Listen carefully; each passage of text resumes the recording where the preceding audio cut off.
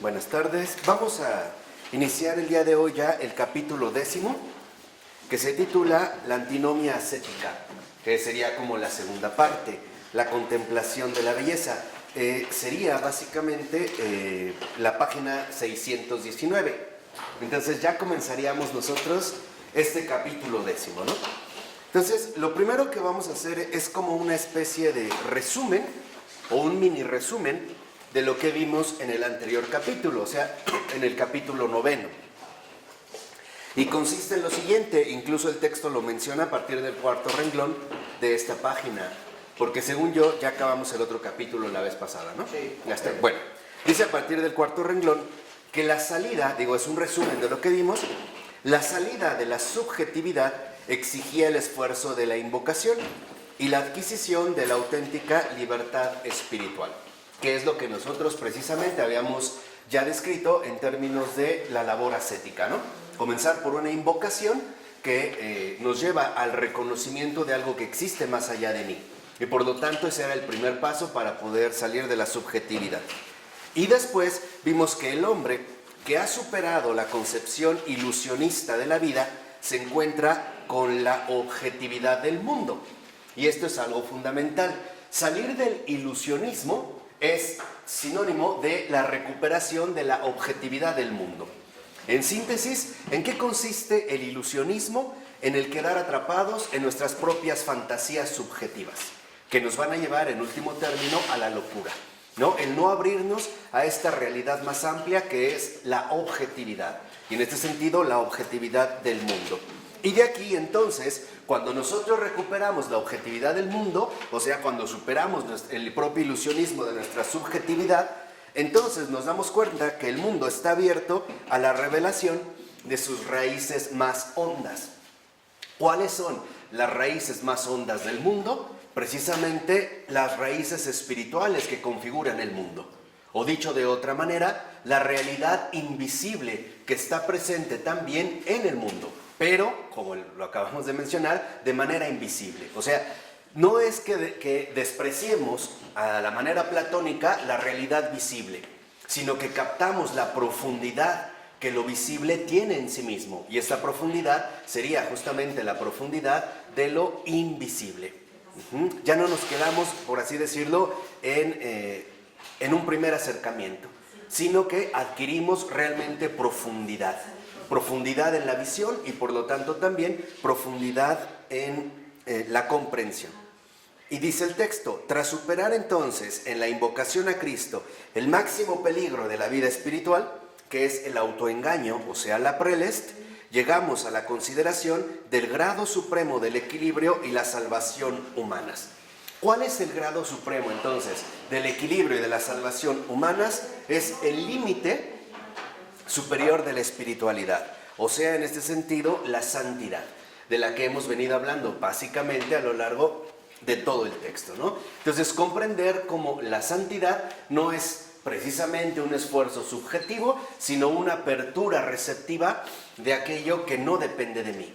Y por eso es que se logra a través de la invocación a Cristo. De tal manera que entonces en la santidad quedan verdaderamente reunidas las dos dimensiones de nuestra realidad humana, la subjetiva y la objetiva. Ninguna de las dos queda anulada, sino que ambas se ven plenamente coordinadas en una unidad superior. ¿Por qué? Porque entonces el santo ha llegado a ser persona, ¿no? Estamos resumiendo brevemente lo que ya vimos, por eso ya no me detengo, Se supone que ya lo vimos. Entonces, esta situación, la persona, dijimos, no es un mero hombre, es algo más que un hombre. La persona es el reflejo vivo de la imagen y la semejanza que de hecho lo fundamenta como tal. La diferencia entre ser un mero hombre y ser una persona es la diferencia exacta entre quedar limitado a la mera subjetividad y ser solo un hombre. Por ejemplo, los que dicen, yo no le hago mal a nadie, no me meto con nadie, pero bueno, tampoco le hace bien con nadie, ni se involucra con nadie. Eso es lo mínimo humano, que diferente a la persona que no solo no le hace un bien a alguien, mal a nadie, sino que le hace bien no a alguien, a todos, sin distinción. Esta es la diferencia entre ser un hombre y ser una persona. En pocas palabras, un hombre, un simple hombre, tiene la imagen, pero no la semejanza. O sea, tiene la imagen de ser criatura divina. Esta nada la borra, pero no ha alcanzado la semejanza. La persona rompe con los criterios limitantes de lo humano, desborda nuestra propia limitación humana y entonces en el mundo manifiesta precisamente la semejanza con el ámbito de lo divino. De tal manera que entonces, en este sentido, lo que vemos es que en el santo, ¿no?, se realiza, en pocas palabras, el contenido empírico, el contenido vivo, el contenido concreto de una vida realizada. Entonces, aquí lo que vemos es que, en efecto, la santidad no es el privilegio de unos pocos, sino que es el don originario de una vida realizada, que de hecho es el propósito fundamental que todos estamos buscando. Creo que en algún momento de nuestras vidas hemos visto que a pesar de que hayamos alcanzado ciertas metas o muchas metas, si no hemos estado encausados hacia la santidad, percibimos que en nuestra vida algo falta. Así hayamos alcanzado el éxito que queramos, hayamos alcanzado el dinero que tengamos o la sexualidad que hubiéramos querido, por mencionar algo llamativo, o tener toda la serie de Ferraris que me propuse, hay finalmente un vacío. Entonces hay que entender ya la santidad como lo que es, la realización plena de la vida humana. Por eso es que la santidad en cuanto tal no es más que la búsqueda profunda de la realización personal que cada uno de nosotros mantiene dentro de su corazón. Por eso lo que yo les decía, ya quítense esta imagen distorsionada de los santos de estampita. No es esta, literalmente, ¿no?, la médula sustancial de la santidad. La santidad no es más que el reconocimiento fundamental de que yo no lo soy todo. Así empieza la santidad. Yo no lo soy todo. Por irlo resumiendo, ¿no? Hay algo más grande que yo. Y después, el cumplimiento de la santidad es reconocer que este algo más grande que yo ya no es algo indeterminado, sino es alguien, es Él.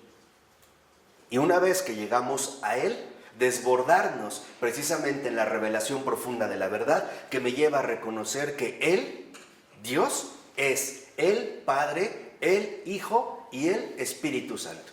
Estamos dando así una megasíntesis, ¿no?, para poder encauzarnos precisamente hacia lo que vamos a continuar, y también como bienvenida a nuestros nuevos integrantes. Bienvenida, siéntanse en confianza si en un momento quieres exponer algo, ¿no? Entonces, aquí, ya cuando hemos visto precisamente estos puntos, podemos irnos a la página 620 y darnos cuenta que en último término, a través de la santidad, emerge en el mundo algo particular. Lo dice en el tercer renglón del primer párrafo, ¿no? Es un elemento perdurable y verdadero del mundo que ha vencido el tiempo. Y esto también es muy importante. ¿Por qué? Porque en la santidad nosotros, ojo, no negamos el tiempo, lo superamos. Esa es la vivencia profunda de las cosas. Por ejemplo, el reconocer que en realidad, al estar en el mundo, estamos en un ámbito transitorio. ¿Por qué? Porque nuestra realidad es temporal, es así, y no lo vamos a poder negar. Pero ¿qué sucede? Que ya no nos vemos, por ejemplo, angustiados por la temporalidad del mundo y su respectiva transitoriedad, sino que nos vemos sostenidos por aquello que perdura. Y lo que perdura en este sentido es precisamente la eternidad. En este sentido vencemos al tiempo. No quiere decir que lo anulamos, porque vamos a seguir compartiendo la propia temporalidad, la caducidad de todo lo existente. Esto no va a cambiar, pero lo que va a cambiar es que nosotros no nos vamos a ver arrastrados por las olas, vamos a decirlo así, continuas que desgastan el tiempo. Así como las olas continuamente erosionan la roca, así también, si una persona no está sostenida en la eternidad, erosionan el alma humana. Hoy vemos un claro síntoma de este daño, por ejemplo, en este afán moderno de no envejecer, de tenerle miedo a la realidad del avance en la edad. Por ejemplo, el teñirse el pelo. Las cirugías plásticas, me voy a dar una estiradita aquí, me voy a quitar aquí, me voy a hacer no sé qué, crema para no sé qué, crema para no sé qué tanto, y lifting, y maquillaje para bla, bla, bla, bla. En realidad, esto es vivir presa de la ferocidad del tiempo. Es no darnos cuenta que, en efecto, el tiempo hace su labor. Y no está mal, ¿no? O sea, oye, hay como un pánico al envejecimiento extraordinario, ¿no? Realmente podríamos decirlo así, incluso enfermizo. Entonces, lo que debemos entender es que en la santidad se presenta, por tanto, un auténtico acto de renovación. Esa es la santidad. La santidad, en ese sentido, no es más que un acto auténtico de renovación. ¿De qué nos va a renovar la santidad? Precisamente del desgaste continuo que el tiempo realiza. De eso es lo que nos va a salvar.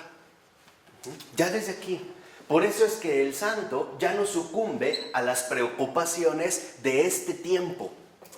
Ojo, ya no sucumbe. No quiere decir que no se va a ver embestido o no se va a ver agitado o perturbado por estas situaciones temporales. No, lo que pasa es que ya no sucumbe.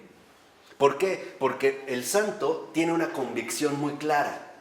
No solo tengo todo el tiempo, sino que en realidad tengo la eternidad. ¿Ya? Entonces el santo reconoce en este acto de renovación que cada acto, por muy mínimo que pueda parecer, tiene una repercusión de una vez y para siempre.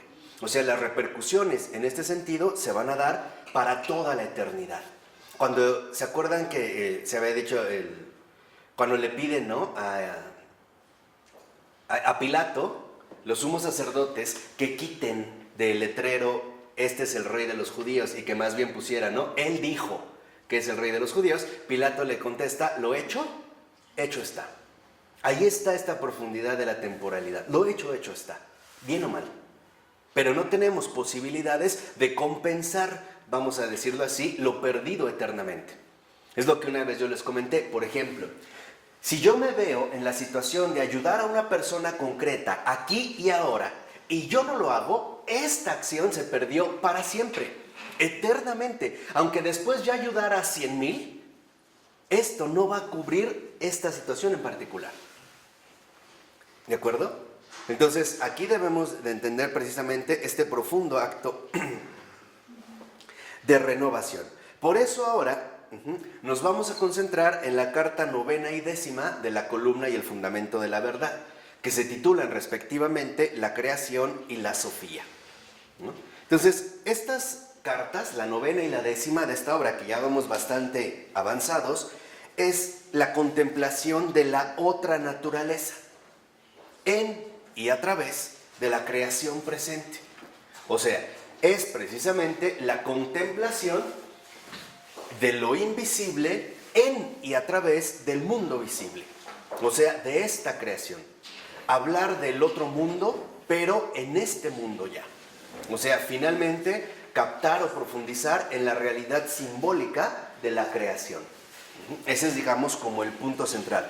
Por eso, lo primero que nos dice Florensky es lo siguiente, y ahí está la cita. La objetividad existe, es la creación, obra de Dios. Entonces, por lo primero que hay que comenzar es por reconocer la existencia real de la objetividad. Entonces, la objetividad, en un primer momento, es la creación. Ese es el primer, vamos a decirlo así, el primer indicador claro de esta objetividad, la creación. E incluso dentro del propio relato bíblico, en el Génesis, antes de que el hombre aparezca, ya está todo creado. Por así decirlo, antes de que el hombre surja, ya está la creación. Ya hay plantas, ya hay animales, ya está todo preparado para su llegada. Pero el hombre no ha aparecido. Ahí no ha aparecido. Todavía no está. O sea, lo primero, lo objetivo es la creación. Ese es el primer, digamos, indicador claro de la objetividad, lo creado. Pero esta creación no es una creación meramente anónima. Surgió así porque sí, sino que esta creación es obra de Dios.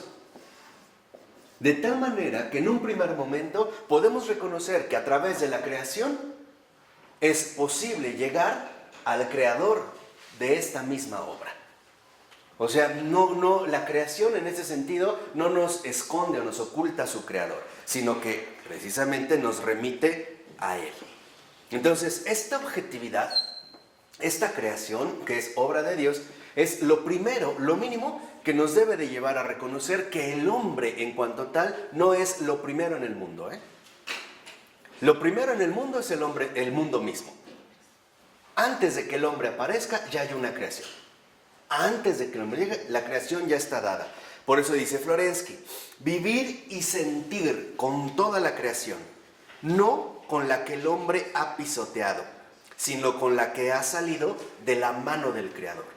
Entonces, aquí debemos de reconocer que cuando hablamos de esta creación, en efecto, yo voy a hacer nada más como estas referencias para que quede más claro.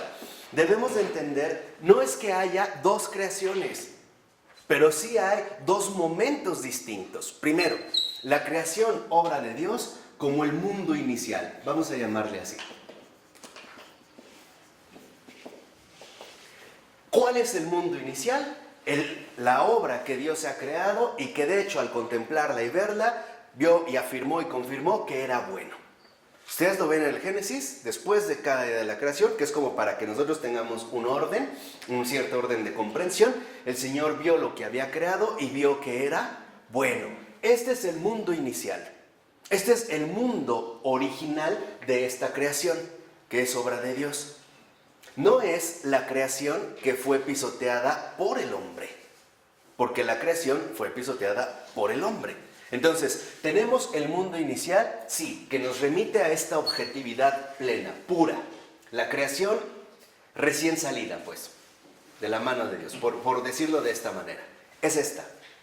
Entonces, en la objetividad, que es lo que estamos buscando, o sea, en la contemplación de la creación, tenemos que acceder a este mundo inicial, o sea, a la creación originaria.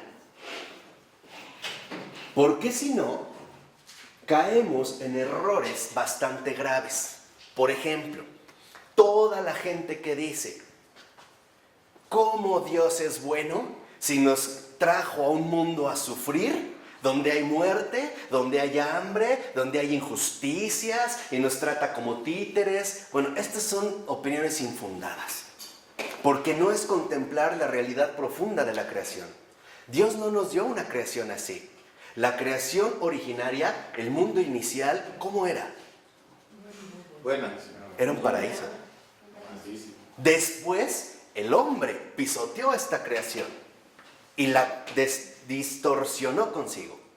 O sea, el hombre cae y la creación también es arrastrada con él. ¿Por qué? Porque la creación y el hombre han sido creados para mantener una relación coordinada, una relación de unificación. Hoy en día lo vemos. Si el hombre atenta contra la naturaleza se desordena.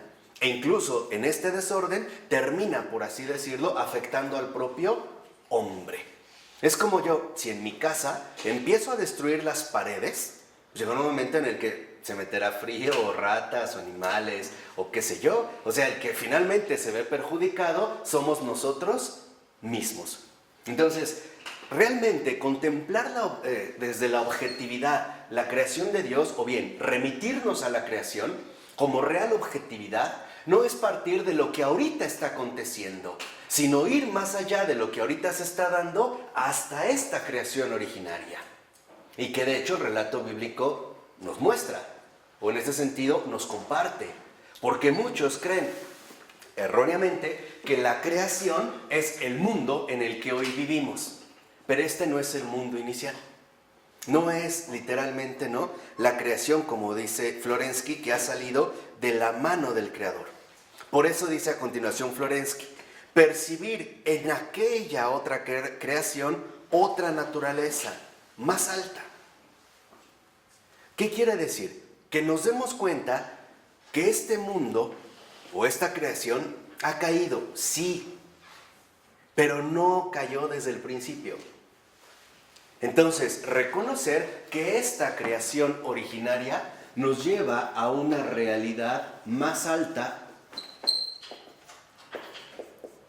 que aquella en la cual estamos viviendo. No sé si esto queda claro.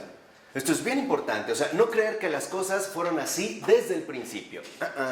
Por eso en el Génesis comienza diciendo, en el principio creó Dios. En el principio, no dice, esto es lo que hizo, no, en el principio.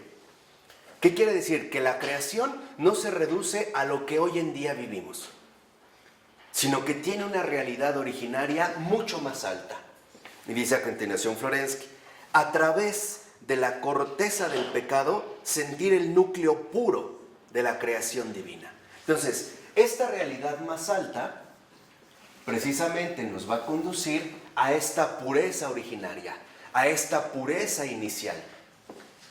Y es esto, precisamente, uno de los frutos principales de la auténtica contemplación.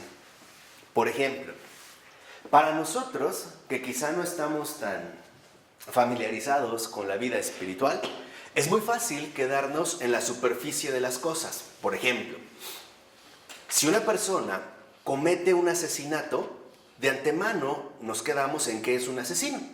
Ya, eso definió todo lo que esta persona es, ¿no? Y así le llamamos, es un asesino, o es un violador, o es un estafador, o un ratero. Pero en realidad eso solo es algo, no todo, de lo que esta persona es de fondo. Cuando no estamos realmente, ¿no?, familiarizados con la realidad espiritual, no captamos que incluso en el mayor pecador hay este rastro de pureza inicial. ¿Por qué? Porque cuando esta persona, desde el momento en el que fue creada, con la colaboración del hombre, Dios y el hombre, ¿no?, también se han comprometido para llevar a cabo esta obra, desde ese momento, esta persona era prácticamente pura. Y nosotros lo intuimos. Los bebés. Una de las cosas que nos duelen es que muera un bebé. ¿Por qué? ¿Qué decimos? ¿Qué culpa tienen? Exactamente. ¿Qué culpa tiene? ¿Qué culpa tiene? Era un inocente. Ahí está la intuición. ¿Qué quiere decir? Que lo que estamos viendo es real, no lo estamos sacando de la manga. Nosotros intuimos, por ejemplo, cuando vemos un bebé recién nacido, o de pocos meses, o de días, incluso hasta nos impone una cierta reverencia. Hasta lo tocamos con cuidado, ¿o no? No es tan fácil, no. Hasta hay personas que ni siquiera se atreven a bañarlos, por el miedo de que se les va a romper, o que lo van a ahogar, o que no van a saber. ¿Por qué? ¿Por qué se impone esto? Porque aún en un niño recién nacido, lo que realmente se manifiesta es esta pureza. Por eso los bebés enternecen el corazón de cualquier persona. Porque tienen este resultado, o sea, es, digamos así, esta manifestación clara de esta pureza, que es lo inicial. Su carne es pura. Sí, o sea, su piel totalmente, ¿no? Su boquita, su olor, ¿no? Su cabellito recién dado, cuando empiezan a mover los ojos, la articulación de sus manitas, o sea, inspira ternura. Aquí es donde nosotros, por hacer este paralelismo, podemos empezar a darnos cuenta de qué realidad más alta se trata. De tal manera que si una persona, por muy criminal o muy abominable que aparezca a los ojos de los hombres, hay que reconocer que en un principio esta persona no fue así. No fue hecha para esto.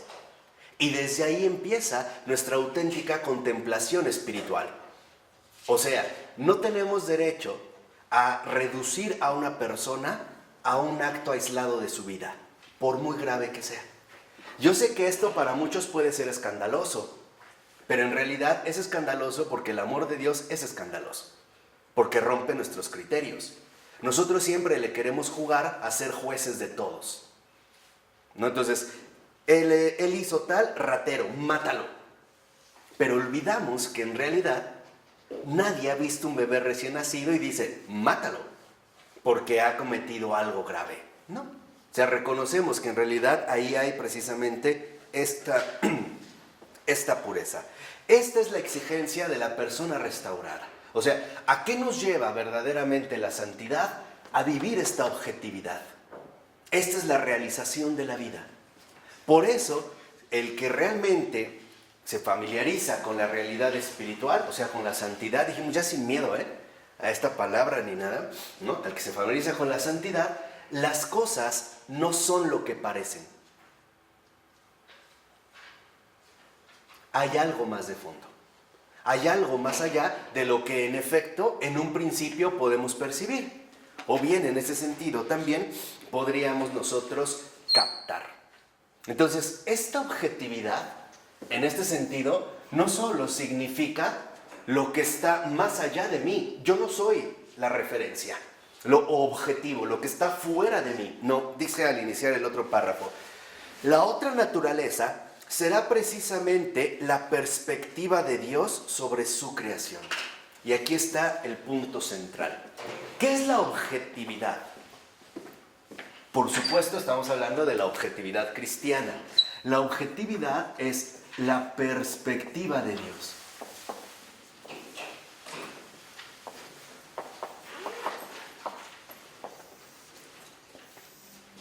Ahí está la perspectiva de Dios.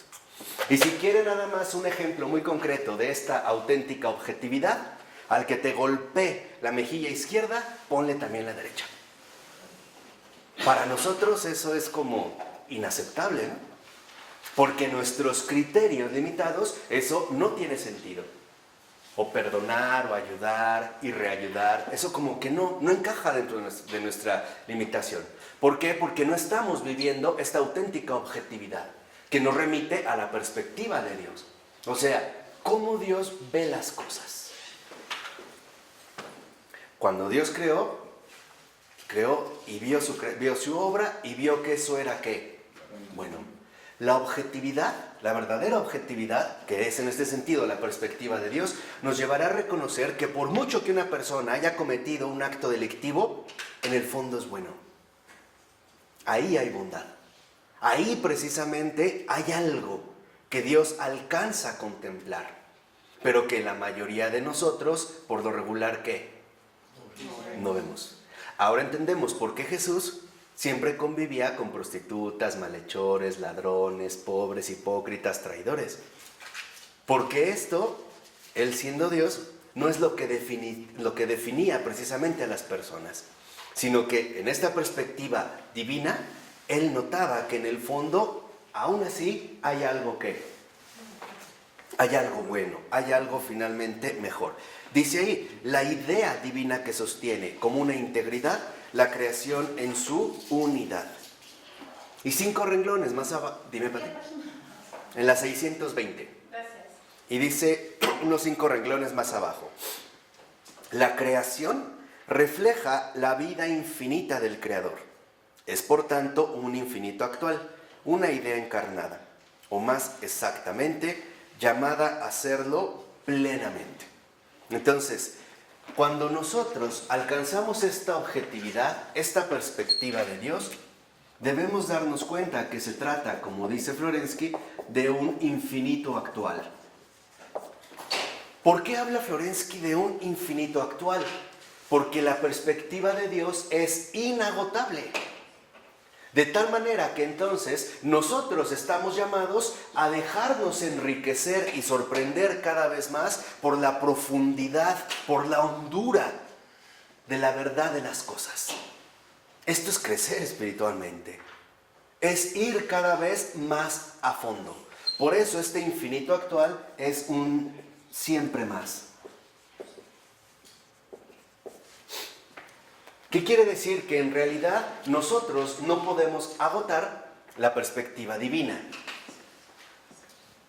Esto es, por ejemplo, lo que Jesús le dice a Pedro. Cuando Pedro le pregunta, Señor, ¿cuántas veces debo perdonar al que me ofende? Jesús le dice 70 veces 7, que era una manera clara de decirle siempre. Ahora, decirle siempre, lo que Jesús le está diciendo a Pedro es, siempre tienes que profundizar más en el perdón. Llegar cada vez más a sus raíces hondas, a sus raíces verdaderamente ¿qué? Profundas. Darte cuenta, por ejemplo, yo nada más voy aquí a mencionar 3 niveles, no son los únicos, porque es inagotable, pero por lo menos 3 niveles. El primer nivel del perdón es literalmente reconocer la ofensa y estar dispuestos a no tenerla presente. Ese sería un primer nivel, por ejemplo, de perdón. Sí, reconozco que hubo ofensa, porque si no, pues no hay perdón, ¿no? Sí, claro, hubo ofensa, pero estoy dispuesto a no quedarme con esta ofensa. Estoy dispuesta a pasarla por alto. Y esto va a involucrar un determinado esfuerzo. Ok, ese sería un primer nivel. Pero un nivel más profundo del perdón, al irlo llevando a cabo, me lleva a darme cuenta que esta persona sí me ofendió, es verdad. Pero de fondo me ofendió porque esta persona está herida o lastimada. Y esta ya es otro nivel. Entonces ya no solo me quedo en el nivel de la ofensa, sino la comprensión de la persona. Otro nivel más profundo del perdón es darme cuenta que esta persona lastima porque está herida. Y entonces la voy a perdonar precisamente a través de ayudarle, de ofrecerle en este sentido mi ayuda. Este es otro nivel de perdón. Otro nivel de perdón sería reconocer que literalmente, ¿no?, me lastimó y que ahora, justo por haberme lastimado, me pongo a su servicio, pues requiere ayuda. ¿Cómo me voy a poner a su servicio? A través, por ejemplo, de la paciencia, de la caridad, de la compañía, de la confianza, de la ternura, Oración. de la oración, etc. Aquí hay varios niveles. Aquí es cuando vamos comprendiendo esta objetividad. Hasta que llega un momento en el que incluso en este perdón uno llega a decir, es que sabes que en verdad y sinceramente no tengo nada que perdonarte, pues yo soy peor que tú. Ahí hay otro nivel, o sea, y no es el último, ¿eh? Siempre podremos nosotros ir, por así decirlo, sumergiéndonos cada vez más y más. Ya a niveles más altos podríamos decir, ¿quién soy yo para perdonarte? Más bien sería yo el que te tendría que pedir perdón a ti, por haberte, digamos, llevado de alguna manera a poner al descubierto tus profundas debilidades. En pocas palabras, reconocer que en realidad yo contribuí a que esta persona actuara mal, de una o de otra manera, y eso involucra soportar ciertas cargas. Otro. Pero eso no nos gusta. Pero esto lo vamos a ir, ¿no?, profundizando poco a poco, en la medida en la que nosotros estemos dispuestos a pasar de la subjetividad a la ¿qué? A la objetividad. Y esta perspectiva de Dios o infinito actual, que es siempre más, no es precisamente más que la manifestación clara de la auténtica sabiduría. Esta es la sabiduría. Por eso seamos honestos. ¿A quién le pedimos un consejo?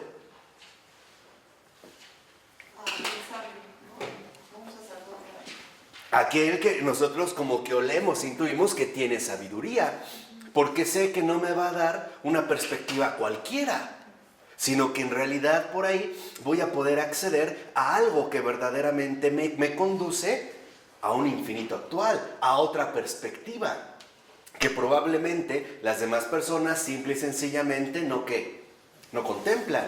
Hoy vemos la pobreza en la que vivimos, o que se debe a esta ausencia de objetividad. Un matrimonio, una pareja se pelea, vamos a suponer ella, ¿no?, afligida, va con una amiga en un café o en un bar o en un cantabar o karaoke o qué sé yo, y le dice, ¿qué crees? Es que me enojé con él. Y la amiga lo primero que dice, ay, mándalo al carajo, ¿qué le estás aguantando? Tú por tonta, esto se va a acabar hasta que tú quieras y no sé qué, bla, bla. Ya, pero la pregunta es, ¿en realidad eso es algo de fondo? O sea, ¿realmente esto nos llevaría a nosotros a entender las cosas de fondo? Pues no. O sea, eso sería incluso lo más superficial o lo más trillado, por así decirlo. Por eso es que les decía, el católico está llamado a tener una potencia profunda, en todos los ámbitos, en el sentir, en el pensar, en el obrar, en el actuar. No podemos seguir quedándonos ya en las superficies. Tenemos que ir al fondo de las cosas, en todos los sentidos, en todas las perspectivas. Por ello, en lo que va a insistir Florensky, lo dice en la 621, más o menos a la mitad del primer párrafo, se trata de intuir la idea integral de la creación divina. O sea, la creación cristificada, divinizada. Acuérdense que la clase pasada, cuando vimos a Hans Urs von Balthasar, vimos cómo antes de la creación está la redención. Y es esto lo que intuye Florensky. Fíjense, es un contemporáneo, al menos en época de Balthasar, y ni siquiera se conocieron. Y uno está en Occidente y otro está en Oriente, pero la intuición profunda es la misma. ¿Qué quiere decir? Que entonces nosotros en esta sabiduría, en esta auténtica objetividad, nos lleva a darnos cuenta que la perspectiva de Dios precisamente no se queda en el mero nivel creatural, sino que nos conduce en último término al orden divino, más allá de lo creatural. Por eso nosotros ahora, a partir de esto y con las bases que nos dio Balthasar, podemos decir, ¿por qué el mundo fue creado? Porque Dios estuvo dispuesto a redimirlo, por eso. Y ahí es entonces cuando todas las cosas adquieren su verdadero sentido. O sea, entran en comunión con la verdad. Podemos decir, y lo voy a decir abiertamente, ya saben que no me callo, ¿no? ¿Por qué una persona llegó a violar? ¿Por qué una persona llegó a secuestrar o asesinar?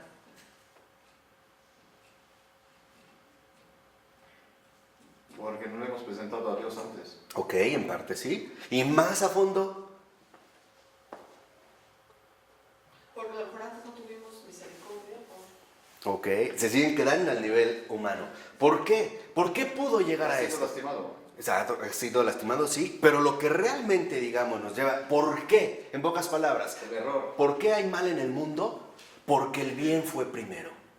Porque entonces el pecador siempre tiene la esperanza de contar con el bien inicial que no lo ha abandonado. Y esto a nosotros no nos gusta. Seamos honestos. Reconocer que Dios perdona a un pecador nos da coraje y a veces hasta envidia. Y ahí se ve, ¿no?, nuestra inmadurez espiritual.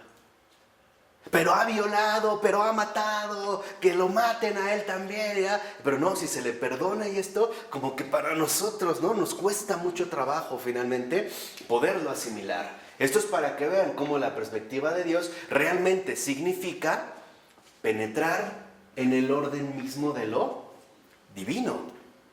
Y esto para nosotros no resulta, digamos, de cierta manera tan fácilmente aceptable. De hecho, al contrario. El ejemplo claro lo tenemos en el hermano del llamado hijo pródigo. ¿Qué hace cuando el hermano regresa? Se enoja. Le dan celos. Le dan celos, Ahora, ¿tiene razón? En parte. Sí, desde luego. Sí, tiene razón. Pues claro, porque no son, o sea, la forma en la que está actuando el padre no es la forma humanamente habitual de asumir algo así. O sea, vas, te revientas bien, te gastaste todo el dinero, bla, bla, bla, bla, bla, bla, bla. Regresas sucio, oliendo mal, estuviste con los cerdos o con las cerdas, ¿no? Los dos, ¿no? Estuviste, bla, bla. Regresas, te dan un vestido nuevo, te ponen un anillo, sandalias, te mandan a bañar, hacen una fiesta, una mega barbacoa con el becerro gordo. No te engaña. Y no, nada, al contrario, ni siquiera te deja acabar, ni siquiera deja que te acabes de disculpar. Y él va a tu encuentro, ¿y qué le dice el padre? Es necesario festejar, porque tu hermano estaba muerto y lo hemos vuelto a recuperar. Aquí precisamente vemos estas dos perspectivas. Si un hermano o hermana nuestra, real, carnal, lo hiciera, lo más probable es que reaccionaríamos igual que el hermano enojón. O peor, ¿eh? Ah, no, él viene, entonces yo me voy de la casa. Quédate con él. Lo mismo los hijos reclaman a las madres que ponen su atención en el conflictivo, ¿no? Es que tú siempre lo buscas porque es un borracho y ahí estás con él y no lo dejas y ya que estudio ni me pelas. Pues claro, no te pelan porque confían en ti, en que vas por buen camino. El otro atarantado es el que se está extraviando. ¿Quién requiere más necesidad? Pero seamos honestos, eso solo es algo que un corazón de madre entiende. Sí. Por eso para un hombre es incomprensible. ¿Sí entienden, amor? O sea, en estas realidades profundas en las que vivimos y que también ciertamente forman parte de nuestra vida ordinaria. Ahí mismo a continuación, ¿no?, veremos que en efecto vamos ahora a darnos cuenta de la cuarta dimensión del mundo. ¿Cuál es la cuarta dimensión del mundo? Y esto es muy importante cuando realmente accedemos a esta perspectiva de Dios que nos lleva a lo divino, la entelequia, o sea, la finalidad. En pocas palabras, todo lo creado tiene un propósito. Nada es gratuito. Todo tiene un propósito. Y no es un propósito cualquiera. Es un propósito colmado de sabiduría. De salvación. Que en último término, en efecto, nos llevará al cumplimiento profundo de la bondad de Dios. Y este cumplimiento profundo de la bondad de Dios no es otra cosa más que el cumplimiento de la salvación. Nosotros podemos decir, ¿por qué entonces el mundo fue creado? Para ser salvado. Porque hay una salvación previa que respalda la posibilidad de esta creación. Y aquí empezamos a darnos cuenta precisamente de estos distintos niveles, ¿no?, de profundidad en los que podemos nosotros irnos incorporando de manera gradual. Por eso en los tres últimos renglones de este párrafo dice el texto, el centro de la creación es la persona salvada. Ese es el centro de la creación. El centro de la creación es la persona salvada. Dice, reintegrada en la plenitud de la vida espiritual o eclesialidad. Entonces, aquí tenemos que esta finalidad también involucra que nosotros no perdamos de vista la plenitud misma de la propia creación. Desde su inicio hasta su ¿qué? Hasta su terminación, hasta su fin. Hay, por así decirlo, ¿no?, el mundo, la historia entera del mundo, la historia entera de la creación, el acontecer histórico del mundo, no es más que el tejido, el entretejido de la salvación misma. Todo en la creación apunta a esta salvación. Todo. Desde el inicio hasta qué. Por eso, luego a mí me han preguntado, entonces ¿por qué el demonio? ¿Por qué Dios dejó al demonio? Porque para nuestra salvación nos conviene. Por eso. Hasta nuestra salvación. Nada más. Después ya no. ¿Cuándo ejercitamos las virtudes? Solo en las dificultades. El demonio se encarga de hacernos la vida difícil. El demonio trabaja muy a su pesar. Muy a su pesar. Muy a su pesar trabaja para la voluntad divina, aunque no quiera. Ese es el verdadero drama infernal. Se los dejo para que lo mediten. Ese es el verdadero drama infernal. ¿Sí? El maligno, el infierno entero, muy a su pesar, está al servicio de la voluntad divina. Ese es el drama infernal. En pocas palabras, el mal contribuye para el bien. Y aquí encontramos algo más profundo. Mientras mayor sea el mal, ¿qué pasa? Mayor sea el bien. Mayor es el bien. Hoy, ¿cómo vemos que está el mundo? ¿Muy mal o muy bien? Muy mal. Entonces, ¿qué está pasando? Mejor. Exactamente. Más oración, más sacrificio. Claro. Mayor purificación en muchísimas personas. Aquí es donde les decía que vamos viendo como en esta situación profunda, ¿no? O vamos a decirlo así, en esta realidad profunda de las cosas. ¿Qué es lo que pasa? Que la verdad ya no estamos tampoco habituados con la profundidad. Nos encantan las cosas bien superficiales. Todo por encima, mal hecho. No nos gusta irnos al fondo de las cosas. Por eso también ya ni siquiera nos gusta pensar. Tenemos un problema, una dificultad. No quiero pensar. No, ya se va a ver. Pues ya lo que sea, al carajo, ya me divorcio, me separo, lo mato, la mato. Ya. Ahí también es otro rasgo, ¿no?, de nuestra nefasta superficialidad. Por ello, entonces, aquí lo que vemos es que el punto de partida de Florensky, en la carta novena y décima, o sea, en la creación y la Sofía, es muy sencillo, y lo dice a partir del segundo renglón del siguiente párrafo. La contemplación de la belleza de la vida espiritual en el rostro de una persona viviente. O sea, la persona del Padre espiritual. Y aquí es donde encontramos algo extraordinario. Primero, esta plenitud, finalidad, nos muestra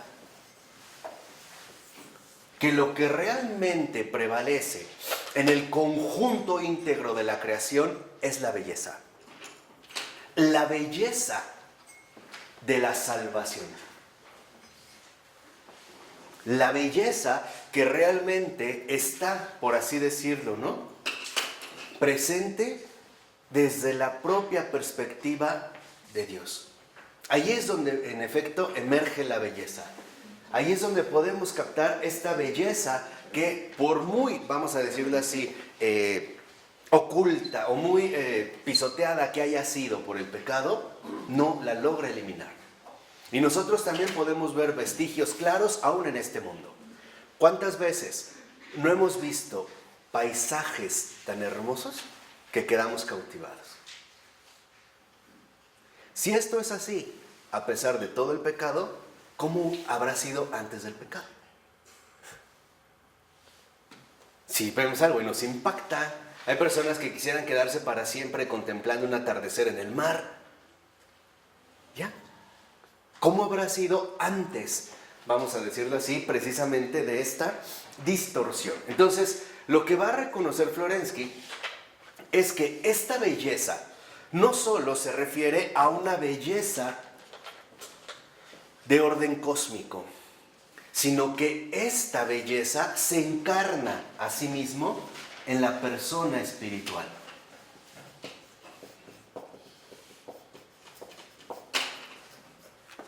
Ahí es donde va a alcanzar precisamente su máxima concreción, donde se va finalmente incluso a manifestar la realidad plena o el propósito fundamental de la creación del mundo.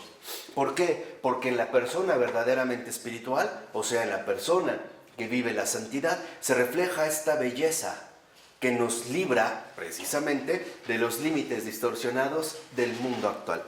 Por ello, en la carta décima, la Sofía, lo que hace Florensky, de cierta manera, es un relato autobiográfico. Va a partir de su experiencia para tener bases sólidas y mencionar lo siguiente. Dice como 2 renglones abajo. Se expresa en esta carta literariamente el sentimiento de muerte de un hombre que experimenta la soledad y busca en la oración la serenidad que le ha robado un estado de fuerte ansiedad y susceptibilidad. O sea, en pocas palabras, Florensky comienza relatando de manera literaria el estado de un alma inquieta. Cuando literalmente, ¿no?, el alma está atravesando un momento de inquietud por algo en particular y busca la oración para poder recuperar de nuevo esta serenidad. Y en esta soledad, en estos momentos difíciles, en estos momentos de gran agitación interna, donde a veces nos sentimos profundamente como faltos de paz, como irritables, susceptibles, etc., él recuerda a su querido Starek Isidor, que de hecho fue el padre espiritual de Pavel Florensky. ¿Se acuerda él del Starek Isidor? De hecho, hay un librito de Pavel Florensky que yo se los recomiendo muchísimo, que se llama La sal de la tierra. No es más que una biografía del Santo Padre Isidor.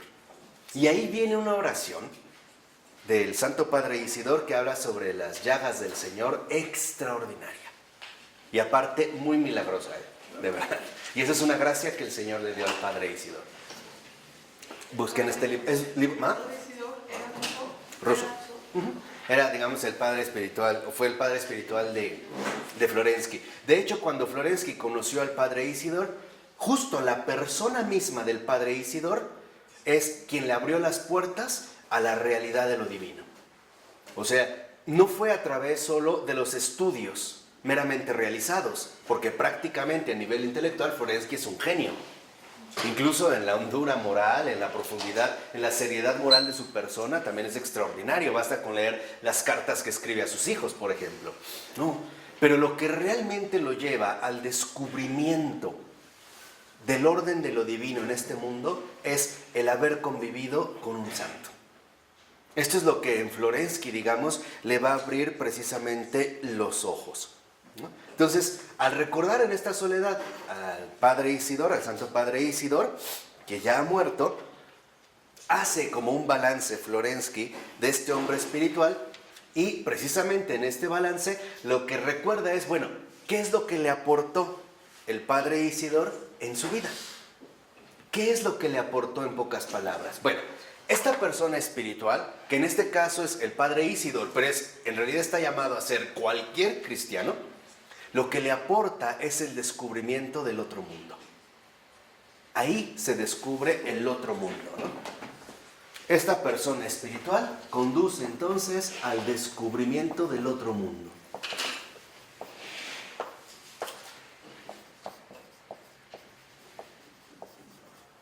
Y esto a veces se vive de manera también bastante cotidiana cuando encontramos un auténtico cristiano y decimos, no, es que esto no es normal. O sea, esto no es normal, esto no puede venir, por así decirlo, de meros criterios habituales. Hay algo aquí distinto. Aquí hay algo precisamente a lo que me siento atraído, pero es algo diferente, ¿no? En la 622, al iniciar la primera cita, dice el texto, allí, en esta casita desierta, bueno, es el relato que él está haciendo su experiencia, durante aquellas tardes solitarias, me venía con claridad el recuerdo del difunto Starek Isidor. Acuérdense que la palabra Starek es como el director espiritual de las almas. Es el sabio al cual se va a consultar o a solicitar consejo bajo alguna circunstancia de la vida. Que no solamente, y eso también es muy importante, que no solamente va a dar consejo de índole espiritual, sino incluso de índole más ordinario. ¿Por qué? Porque el Starek, el padre espiritual, la persona espiritual, ya está inmersa en la perspectiva de Dios. De tal manera que entonces todo lo que diga acerca de cualquier tema no es equivocado. Porque proviene de la propia perspectiva divina, de la cual precisamente ahora él forma parte, ¿no? Y dice, lleno de gracia y hecho admirable por la gracia, él me ha entregado en mi vida la percepción más firme, indudable y pura de una persona espiritual. ¿Qué quiere decir? Que entonces en el mundo, el descubrimiento del mundo espiritual, del mundo divino, se va a hacer a través de una persona. ¿Qué quiere decir? Que cada persona en el mundo está llamada, y esa es la misión fundamental de cualquier persona, de mostrar a Dios en el mundo. No se va a hacer precisamente de manera meramente abstracta, como si se tratara de un argumento, sino a través de una auténtica encarnación en la vida de la santidad. O dicho en términos más sencillos, cada uno de nosotros estamos llamados a mostrar y a demostrar que Dios sí existe y está vivo. Y lo vamos a tener que hacer en carne propia. Por sus obras los conoceréis. Y ahí es lo que vemos. Por sus obras los conoceréis. O sea, por realmente las obras que involucran toda su persona, los conoceréis. Conoceréis realmente el descubrimiento del otro mundo que en ellos se ha encarnado. Los conoceréis como portadores de la santidad en el mundo. Los conoceréis, en pocas palabras, como enviados míos, como mis discípulos, mis seguidores. Los conoceréis como hijos de Dios. Esto es lo que el Señor está diciendo precisamente, o algo, ¿no? Es lo que está diciendo ahí. Por eso los dos últimos renglones, dice Florensky, que a partir de la imagen del Starek Isidor, dice Florensky, quise tomar conciencia de la belleza de la vida espiritual. Entonces, Florensky descubre que en realidad la belleza en cuanto tal, en efecto, está dada en la creación, pero más, de manera más fuerte todavía, en la realidad encarnada de esta belleza. O sea, en una verdadera alma espiritual. Ahí es donde en efecto se va a manifestar esta belleza. Por ello, si lo vemos al iniciar el otro párrafo, dice el texto: la impresión de belleza y de integridad producida por el encuentro con la persona del Starek, o sea, la percepción más firme, indudable y pura de una persona espiritual, despierta en Florensky la impresión de realidad del mundo espiritual. Entonces, ¿qué tenemos aquí? Que este descubrimiento del otro mundo no es más que el encuentro profundo con la auténtica realidad. Con la realidad que no se limita a lo que nosotros usualmente vivimos o experimentamos, sino a la experiencia profunda de una realidad distinta, de una realidad en ese sentido diferente. Por ello, y esto es fundamental, no debemos olvidar que cualquier persona, especialmente cristiana, está llamada a asumir una paternidad espiritual, a despertar en los demás precisamente esta impresión firme de la existencia divina. Y esta es una responsabilidad para todos, especialmente para los bautizados, Ya rato empezaremos a ver por qué cuando hagamos el comentario al texto de Adrian von Speyer, pero aquí lo primero que no podemos perder de vista es que en efecto este descubrimiento del otro mundo no es más que el encuentro con una realidad distinta. Ser sacerdote, ¿no? No. El bautismo. Ajá. Pero digamos, más allá de las como de las divisiones entre una función y otra, más bien ser un verdadero teóforo, que es también la palabra que emplea Florensky, o neumatóforo. Teóforo es el portador de Dios. O sea, realmente ser portadores de Dios. Entonces, esta realidad es la realidad que nos pone al descubierto el auténtico teóforo. En ese sentido, el auténtico portador de Dios. El que no solo habla de Dios, lo lleva en sí mismo, lo manifiesta. Muchas veces, aunque no hable. A veces ni siquiera necesita hablar para que nosotros percibamos que esta persona es portadora de Dios. Muchas veces incluso precisamente sin hablar. O sin llegar a entablar, por ejemplo, ningún tipo de discurso o algo por el estilo. Por mencionar un ejemplo, al santo cura de Ars, muchas veces la gente se lee del confesionario, de una confesión ordinaria, con un párroco de aldea X, y decían, ahí está Dios. Ahí está un teóforo. En una confesión.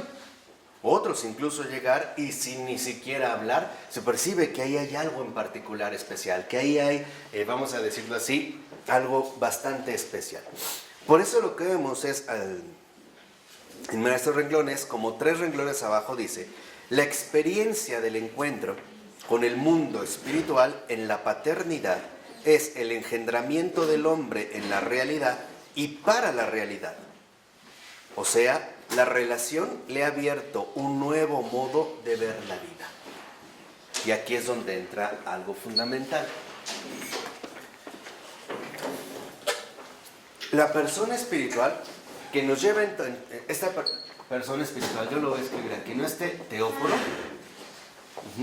o portador de Dios, precisamente a lo que nos conduce es al descubrimiento de otra realidad.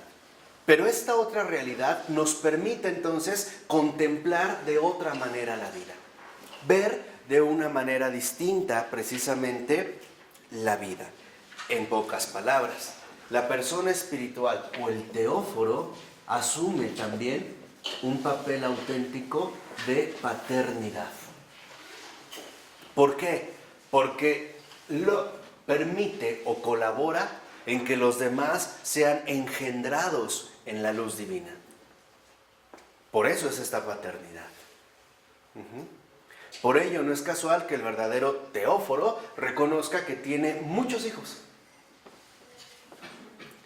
¿Por qué va a reconocer que tiene muchos hijos? Porque en efecto, a través de él, Dios ha permitido que otras personas sean engendradas en la luz divina. En este encuentro vivo, uno vuelve a nacer. Y precisamente esta paternidad, no es más que el haber sido engendrados en un modo nuevo de ver la vida. Esta realidad se transforma en un modo nuevo de ver la vida.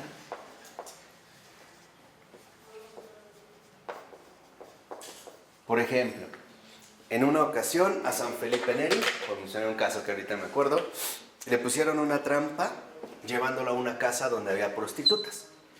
Porque lo querían acusar de que él se metía con prostitutas y no sé qué tanto, ¿no?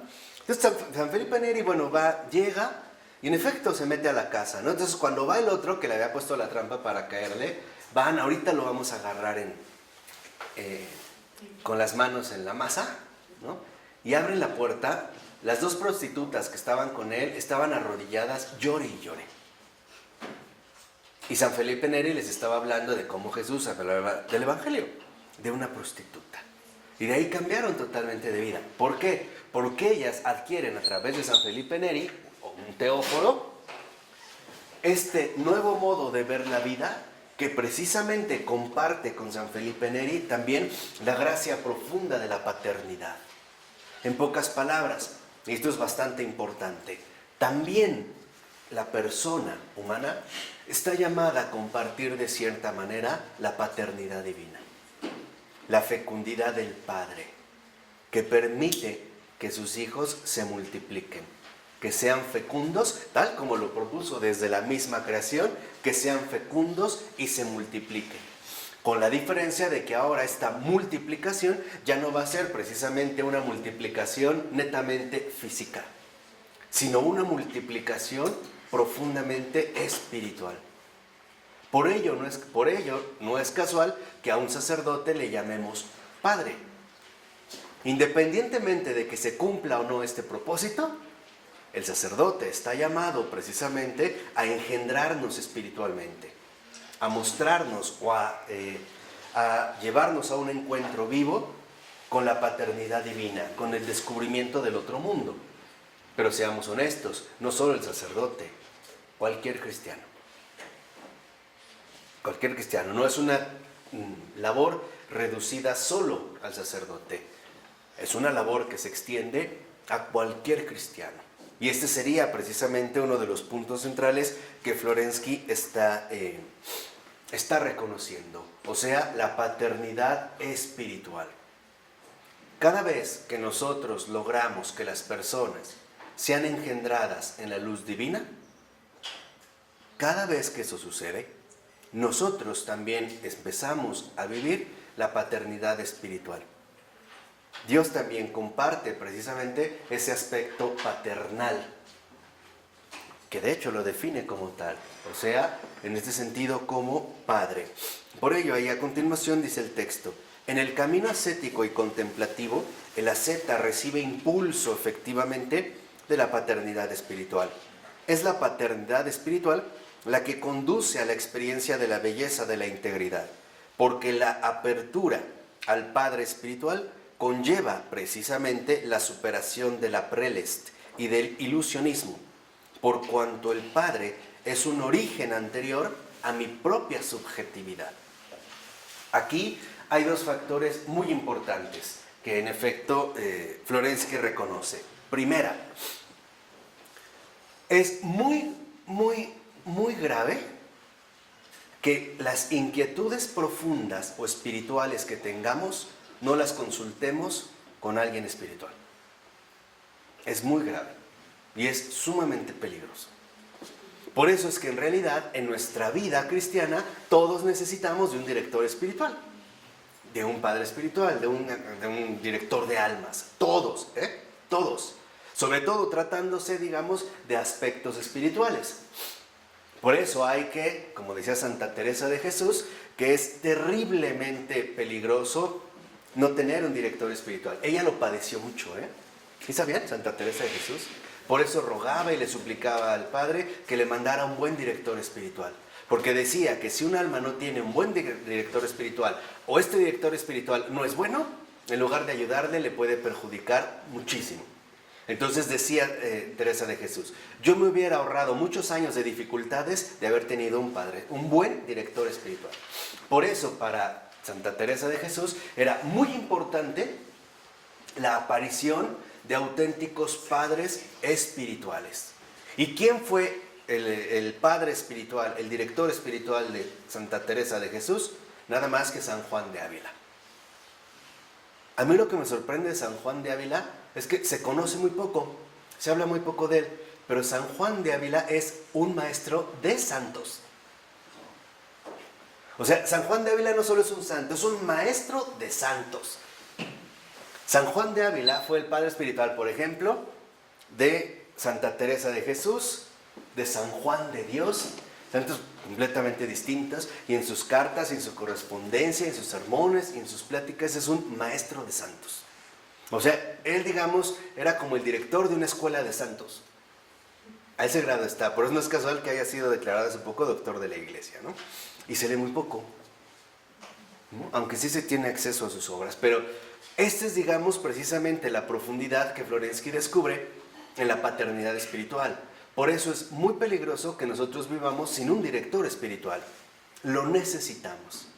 Además, es muy importante que cuando encontremos a este director espiritual, no le ocultemos absolutamente nada, porque eso es peor. Aquí es cuando entra el engaño de la prelest, el engaño espiritual.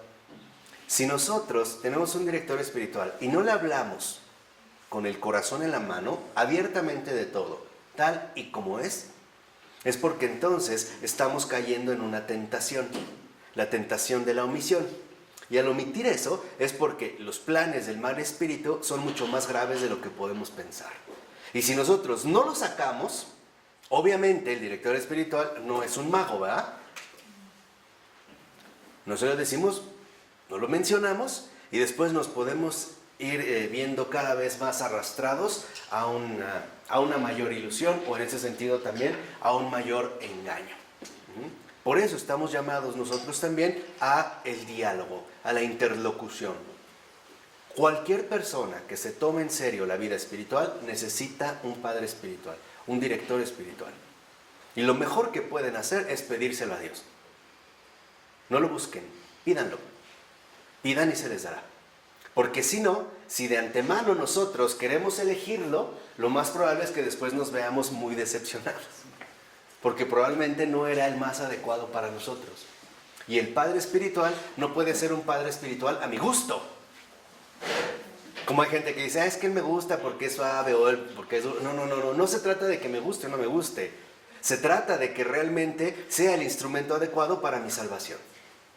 Eso es lo fundamental, entonces todos los necesitamos. Por eso yo también les he insistido que sobre todo en estos tiempos, cada católico debe de ser un experto en las almas humanas, en el acompañamiento de las almas humanas, un experto en todos los sentidos, debe de tener una preparación en ese sentido extraordinaria. Aquí es cuando hablamos entonces del neumatóforo, que es lo mismo que el teóforo. El neumatóforo, o bien el portador en este sentido del espíritu. Entonces, nada finalmente de ocultar algo. Y cuando nosotros tenemos un padre espiritual, un director espiritual, un compañero espiritual, y acudimos a él y le platicamos, eso es un gesto muy sano de que estamos buscando objetividad. Aunque eso a veces involucre un regaño. Porque a veces nos solemos callar o tenemos la tentación de callarnos algo por vergüenza o porque en realidad pensamos que esta persona se va a escandalizar o se va a decepcionar de nosotros. Bueno, si eso sucede, quiere decir que no hay maduración espiritual. Pero no nos callemos. Y la mejor manera para irlo practicando es en la confesión. Nunca maquillen las cosas. Así como son. Así. Y nada de que, ay no, es que es el mismo padre y qué va a decir porque me confesé hace 8 días. Ese es un engaño. Ese es el primer engaño, decir, no, ya te conoces. ¿Cuándo te ha vuelto a ver y te ha dicho, tú fuiste el que me dijo? ¿Cuándo te ha hecho eso? No te engañes. Y no busques tampoco el confesor que a ti te agrada. Es que ese me gusta porque no deja penitencia, o porque, así no me dice nada. No. El que ahí está, con ese es el que voy.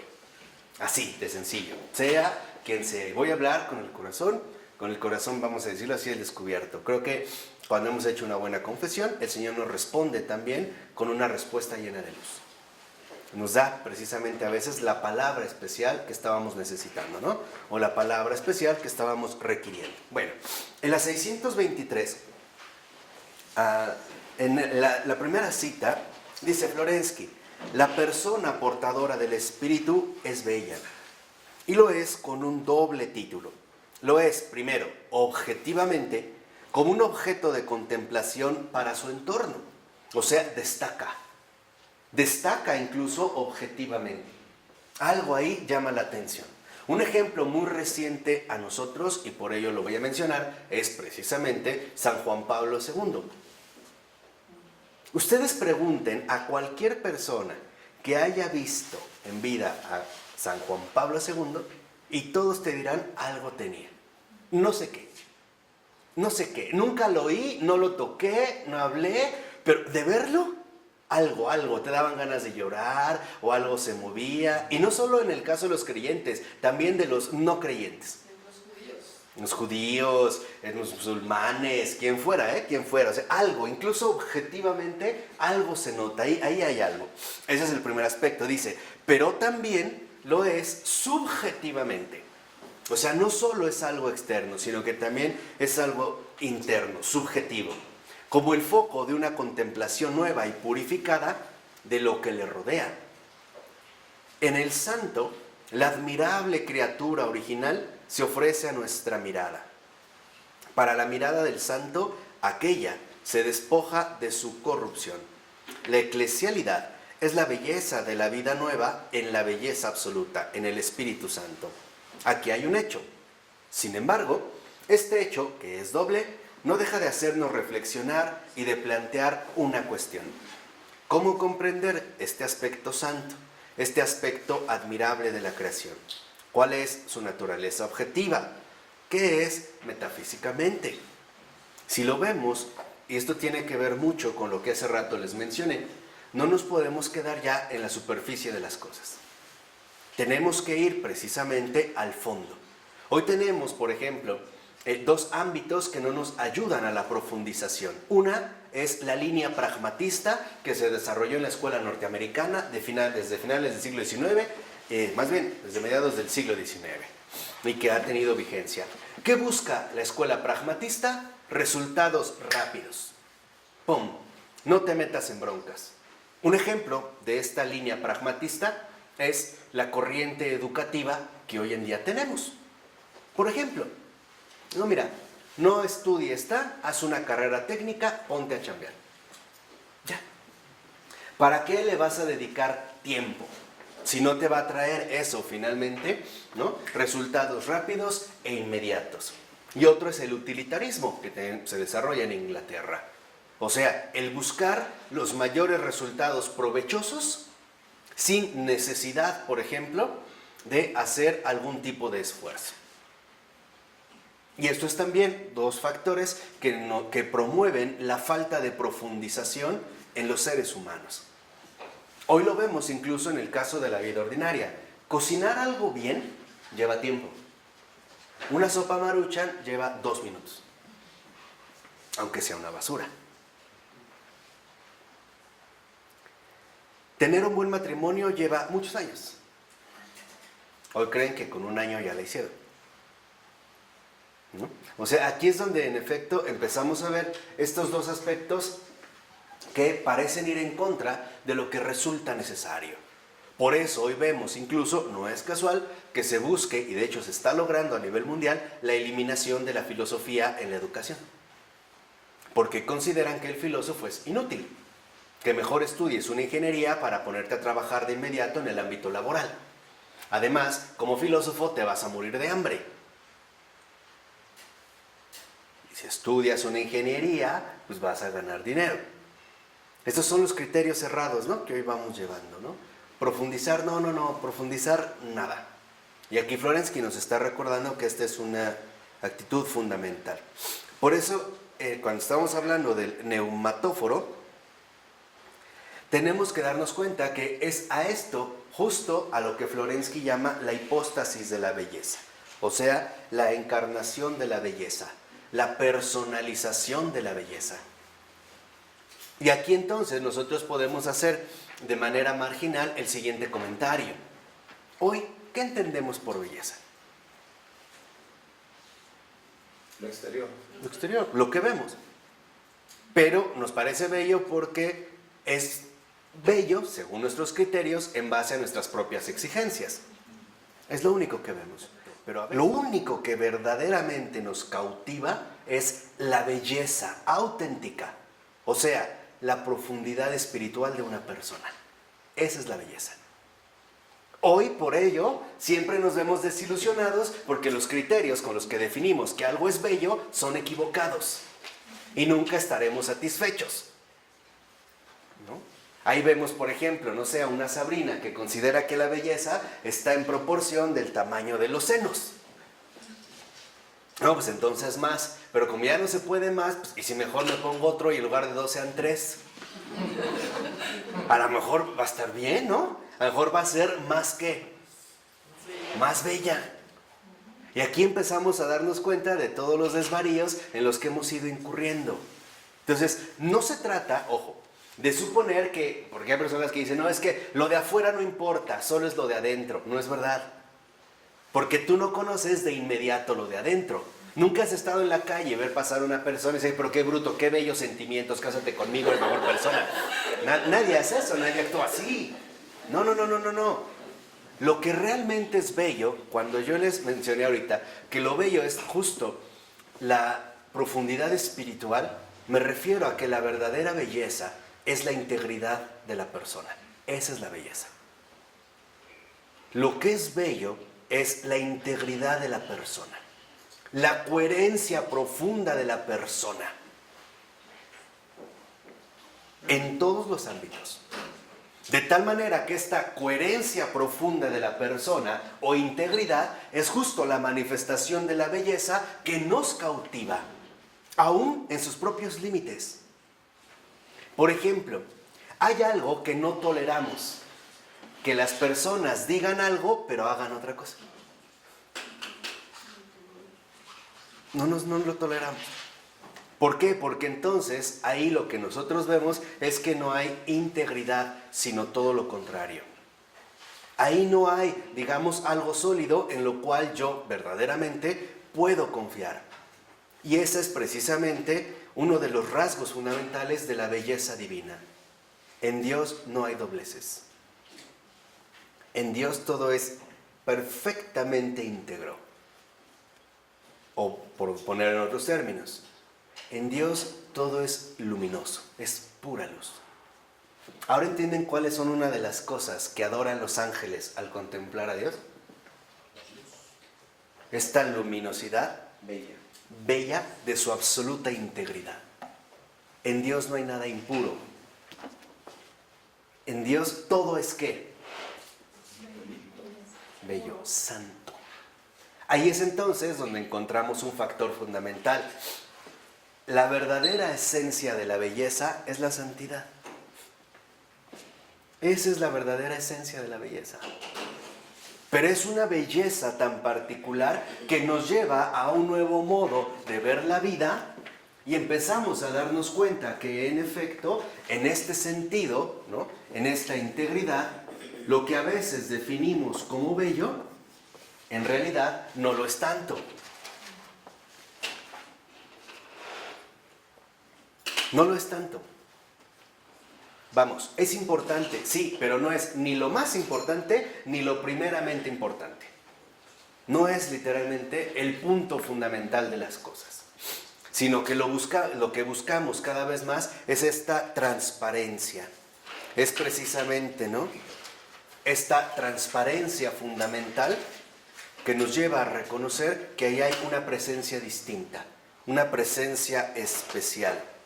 Por eso vemos en los dos últimos renglones de la 623 que el texto dice, en el neumatóforo, en el teóforo, en el portador de Dios, resplandece la admirable criatura originaria, la persona restaurada. ¿Dónde nos damos cuenta de la persona restaurada, por ejemplo? En su modo particular de ver la vida y por lo tanto en su integridad personal, en su coherencia, en su modo de pensar, en su modo de sentir, en su modo de resolver los conflictos. Esto no quiere decir que no padece las debilidades humanas. Claro que sí, porque sigue siendo un hombre. Pero la diferencia es que, a pesar de que comparte la misma debilidad humana, sus criterios o los criterios fundamentales que lo sostienen ya no son los criterios habituales de los demás. No sé si esto queda claro. Esto es bien importante. O sea, los criterios que ahora sostienen a esta integridad personal son los criterios que nos aporta la perspectiva de Dios. Y esto es lo que hace completamente diferente a una persona. Vemos cómo no está sostenida finalmente por los criterios, ¿no?, usuales en los que nosotros nos soleríamos mover. Por eso al iniciar la 624 dice el texto, el santo es el foco de una contemplación nueva y purificada del mundo que ve ya la creación restaurada. Entonces, aquí es donde entra uno de los puntos fundamentales. ¿Qué podemos contemplar en el santo? La restauración profunda de la creación entera. Lo que todavía no sucede en la creación, que es finalmente la redención total, en el santo ya se empieza a anticipar. O sea, esta integridad personal, que es al menos hasta ahorita una de las cosas que hemos mencionado, precisamente es lo que nosotros podemos llamar restauración.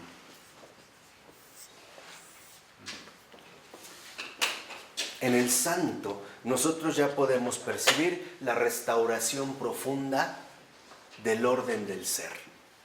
Y les hablo así también, les decía, para que ya hagan más oído filosófico y ya no le tengan temor. En el orden del ser. O sea, en el santo vemos, en pocas palabras, que para Dios la restauración de todo lo creado sí es posible. A pesar de que en un primer momento eso pudiera considerarse imposible. Un ejemplo muy bello en este sentido que me gustaría mencionar es San Agustín. San Agustín es una figura extraordinaria. San Agustín prácticamente recorrió todos los estados de vida a los que puede y está llamado un hombre cubrir en esta tierra. Para empezar, pagano, blasfemo, hereje, cismático, lujurioso, mal hijo, hombre cualquiera, déspota intelectual. Y después, converso. Y esta conversión a Agustín le va a llevar años irla asimilando. Y de converso, todavía en sus primeros escritos de conversión, se le van los pies, ¿no? Todavía comete errores aquí, exageraciones por allá, se tropieza por acá, pero va avanzando. De converso, finalmente ya pasa a ser un auténtico católico. Aparte fue padre de familia, vivió en amaciato, o sea, estuvo juntado, ¿no?, otra persona, irresponsable, se le fue el hijo, nunca volvió a saber de él, nunca supo dónde quedó, a Deodato. Después ya, finalmente su conversión, católico, después sacerdote, obispo, santo. Aquí está la trayectoria de Agustín. Eso es lo más importante en Agustín. Porque Agustín es el arco, por así decirlo, que la vida humana está llamada a cubrir aquí en la tierra. Desde el fango más espeso de la perdición hasta la altura más resplandeciente de la luz. Agustín es, me parece, por eso no es casual que el Papa Benedicto XVI, también el Papa Francisco hayan vuelto o nos hayan dirigido la atención a Agustín. Agustín es en este sentido el paso de las tinieblas a la luz, el rescate de un alma perdida y llevada finalmente a la restauración divina. Por eso yo les he insistido varias veces que las confesiones no puede ser un libro de estudio. Las confesiones no son en realidad más que un acto profundo de gratitud. Ustedes, si las han leído, recordarán de los primeros renglones de Agustín, es una de las frases que más me gustan de él, ¿no? Dice, a pesar de todo, pretende alabarte una criatura tuya, ¿no? Pequeña migaja de tu creación. O sea, a pesar de todo, Agustín pretende en este sentido alabar a Dios.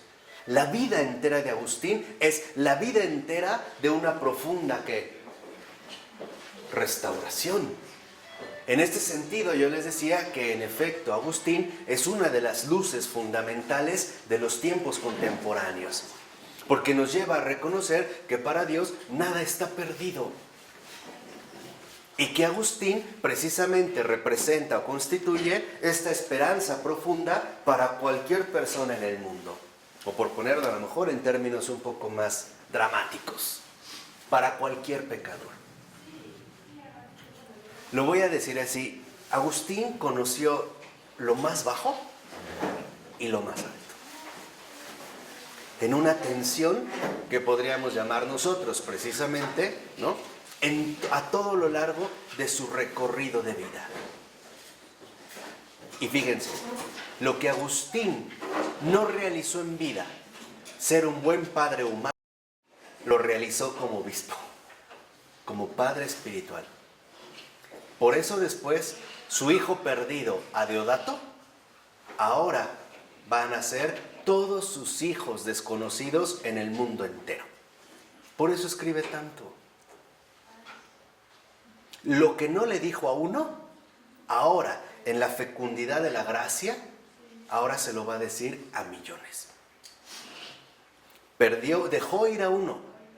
Ahora la obligación de Agustín es no perder a ninguno. ¿Sí se entiende un poco? Esa es la línea profunda precisamente de Agustín. Por eso Agustín no es un santo milagrero, a lo que usualmente vamos. O sea, como que nadie le pide a Agustín un favorcito, como a San Judas Tadeo, por ejemplo, ¿no? No, por eso San Agustín no es milagrero, porque los verdaderos milagros que lleva a cabo Agustín es la transformación profunda de la integridad personal, o sea, la restauración.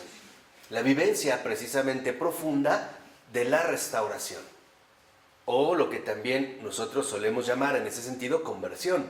Por ello no es casual que en las primeras representaciones de Agustín, o que hasta la fecha, o más bien de las representaciones usuales de Agustín, se vea un Agustín con un corazón ardiente elevado hacia el cielo, entregándoselo precisamente al Señor. En este corazón ardiente no es más que la ofrenda viva de la restauración que el Señor ha realizado.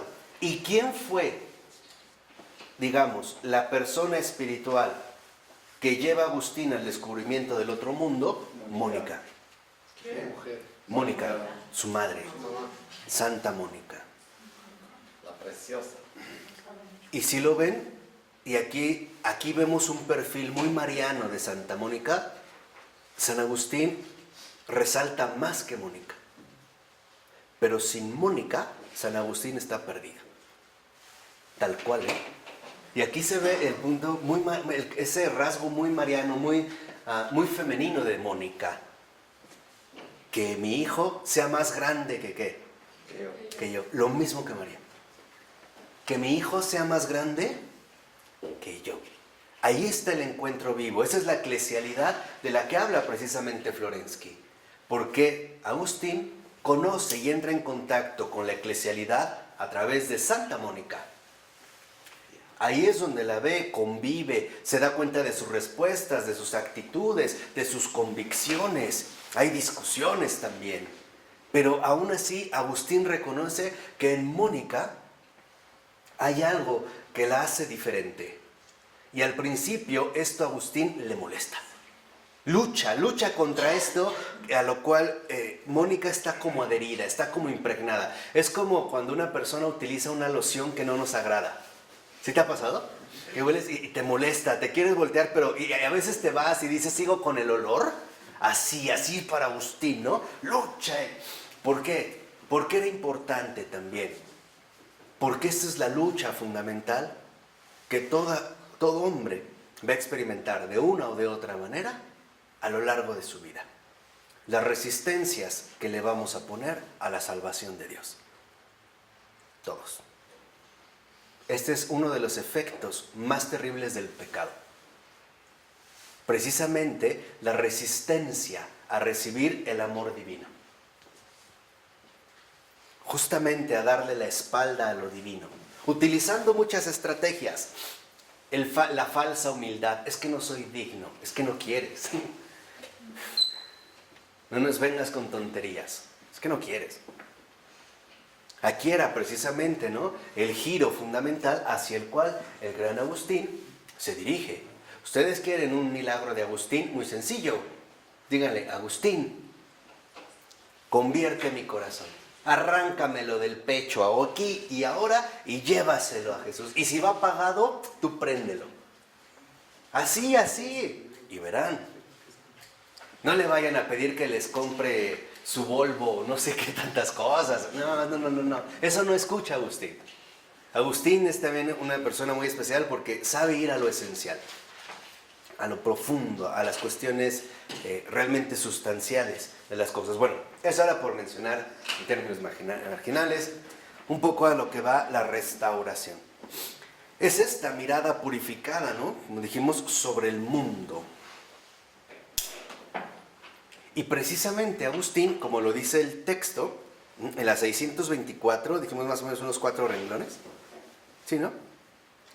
4 o 5 renglones, habla de una mirada purificada sobre el mundo en la educación de la visión espiritual. Y esto es precisamente lo que, por ejemplo, la obra de Agustín nos transmite, una verdadera educación en la visión espiritual. No es casual que por eso Agustín, ya mayor, vuelva a releer sus obras y haga las retractaciones. Las retractaciones no es que dijera, no, yo no lo dije, ¿eh? No, lo que dice Agustín es más hermoso. Agustín dice, sí lo dije, porque estaba equivocado, pero sí lo dije. O sea, a esto me lleva la equivocación, ¿no? Por ejemplo, hay frases, no sé, por mencionar una, donde Agustín menciona, ¿no? Creo que en ciertos pasajes, la verdad, se me pasó la mano con Platón. Lo adulé demasiado. El divino Platón y el iluminado Platón. Dice, ahora ya no lo haría. A esas alturas, ya no. Entonces, esta restauración también involucra un profundo programa educativo. ¿Cuál es este programa educativo? Es lo que aborda la Carta de la Creación, que ahí mismo viene. La restauración del corazón del hombre en el asceta. Y con ello, la renovación de su capacidad de descubrir concretamente el mundo como creación, percibiendo sus raíces espirituales y su belleza. Entonces, esta restauración es la restauración del corazón del hombre en el asceta. O sea, en este sentido, precisamente en el cristiano. Acuérdense también que cualquier cristiano está llamado a adoptar un profundo perfil ascético. O sea, la lucha que lo va a llevar a vencerse a sí mismo, a la luz de la verdad, al romper con sus propias limitaciones o bien también al ser liberado o buscar ser liberado de sus propios apegos estrechos. Entonces, esta restauración se da precisamente en lo más íntimo del corazón humano. Ahí donde solo Dios puede llegar. Estos son los grandes cambios en el mundo. Los verdaderos cambios en el mundo nunca son cambios de orden meramente exterior. Son grandes cambios en lo secreto del corazón. Y desde ahí vendrán, justamente ya después, posteriormente, las manifestaciones exteriores que esto traerá consigo. en su momento. Por eso dice unos 5 renglones antes de que acabe precisamente este párrafo. Ahora hablando de la cuestión de la carta La Sofía. El mundo creado en su integridad originaria final, vislumbrada en el corazón de la zeta, tiene también un corazón objetivo. Es un organismo viviente de la vida de Dios. Y aquí es donde entra, digamos, uno de los puntos centrales. Esta restauración apunta al corazón, o sea, al centro más íntimo y profundo del hombre, de la persona humana. Y aquí es donde, en efecto, esta restauración implicará precisamente transformarlo, transfigurarlo en un organismo viviente de la vida de Dios. Ahí es donde precisamente se va a condensar el milagro profundo de la restauración, la perspectiva divina que brota desde lo más íntimo del ser. ¿Qué quiere decir? Que ya no se trata entonces de asumir ciertas fórmulas como si fueran respuestas de examen. Un poco como creo que se enseña el catecismo hoy en día, ¿no? Pregunta y respuesta, un cuestionario. Te aprendes el librito, ya estás listo. No, no es así.